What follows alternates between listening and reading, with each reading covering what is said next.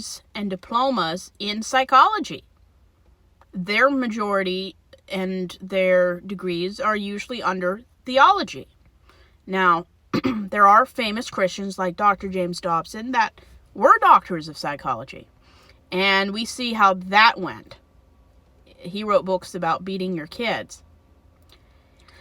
And I will always go to secular, non-religious people for medical treatment, because I know that religious beliefs, biases, and agendas can hurt or harm people. It shouldn't, but it does. What if the person the religious counselor is seeing wants to leave an abusive relationship, and the counselor is in a denomination that does not believe in divorce, or doesn't see physical violence as a godly reason for divorce? What if the woman in question is being verbally abused, but she's in no danger? Do you honestly think that all religious counselors are going to 100% of the time tell the woman to leave? We know that won't happen. I think in 2025, people are more likely to tell you to leave, but it hasn't always been like that. And there are some denominations that believe that even with adultery, you should not leave. When you cloud medical science with religion, you may or may not have a successful outcome. And that's why it's important to go to secular people, because it can be life-threatening. There are women who stay in abusive homes, who stay married to narcissistic, malignant narcissists, because their pastor told them they have no biblical reasons to leave.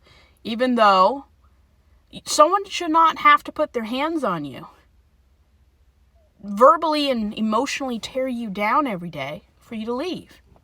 If you're not an equal, loved partner, you can leave. You don't need a biblical reason to leave. And it's sad how women sacrifice their safety and their good mental health because some white man in his 50s decides you don't have a biblical reason to divorce. Even though in the Bible, most of the biblical divorces ended with having stones thrown at you. And there was polygamy. Yeah, biblical marriage is polygamy.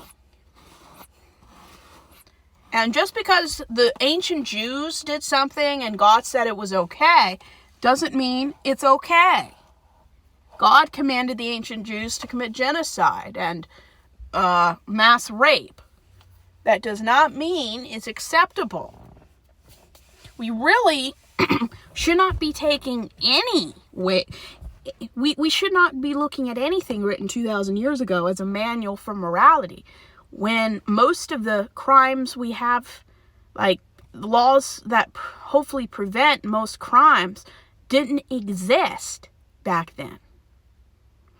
And it's just a terrible, terrible way to live, believing, oh, I have to follow a book that was written before anatomy was even understood.